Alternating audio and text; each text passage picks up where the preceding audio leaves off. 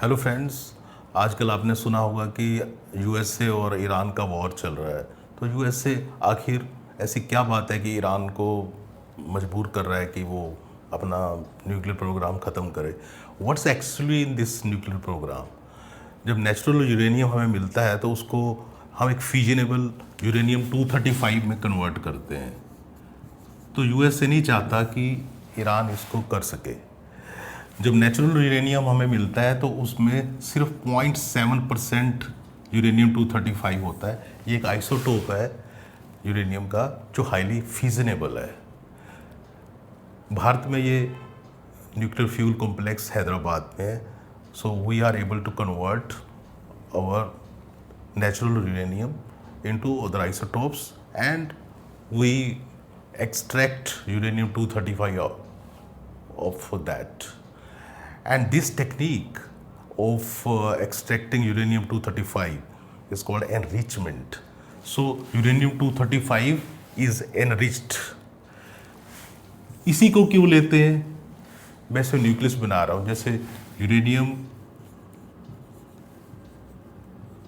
ये इसका mass number है, इसका एटॉमिक नंबर है, इसके अंदर प्रोटॉन्स 92 है और नंबर ऑफ न्यूट्रॉन्स 143 है।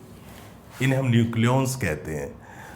तो इसकी वजह से इसमें दो फोर्सेस हैं, nuclear force and electrostatic force.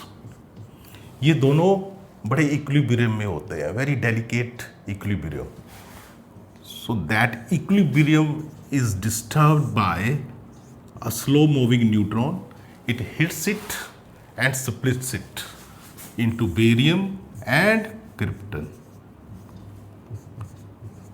with a few neutrons, and enormous amount of energy or heat energy is released. So that's why uranium 235 is an important. I think you got it. Yes friends, आप सोचते होंगे कि chemical energy में जो थोड़ी सी heat produce होती है वो तो इतना कम है, और न्यूक्लियर में इतनी एनर्जी कैसे प्रोड्यूस होती है? केमिकल एनर्जी में एक्सोथर्मिक रिएक्शंस में जो पार्टिसिपेट कौन कर रहे हैं? Valence electrons, and few amount of heat is released.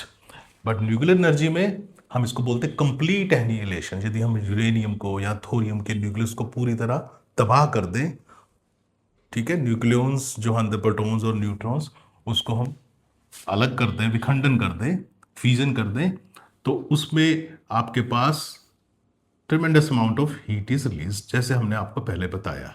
Yes, and जो एनर्जी प्रोड्यूस होगी उसको आइंस्टाइन ने ऐसे कैलकुलेट किया, मास डिफेक्ट, मैं अभी बताता हूँ mass defect, and it is multiplied with the square of velocity of light in vacuum, जो होती है 3 × 10⁸ मीटर पर सेकेंड। मास डिफेक्ट जो आएगा, जो न्यूक्लियस के मास और न्यूक्लियॉन्स के मास का जो डिफरेंस होगा, उसको मास डिफेक्ट कहते हैं। You will be studying in 12th standard. So suppose मैं कहूँ कि 1 ग्राम मैं मास डिफेक्ट लेता हूँ। 1 ग्राम को यदि मैं कन्वर्ट कर दूँ केजी में इन SI unit, that is this, it's to be multiplied with the square of this. So energy कितना आ गया बेटे? 9 × 10⁻16 है, so it is 9 × 10⁻13 SI unit of energy. This amount of heat is released. आप compare कर सकते हैं, यदि आप you know that conversion of coal into the heat energy, that is the process in the while you burn the coal. Yeah, यदि मैं कहूँ कि रेलवे की 20 bogie full of coal combustion takes place, और कंपेयर करूँ कि tip of uranium, just few milligram of uranium is burned, complete annihilation, तो वो दोनों हीट बराबर होंगी।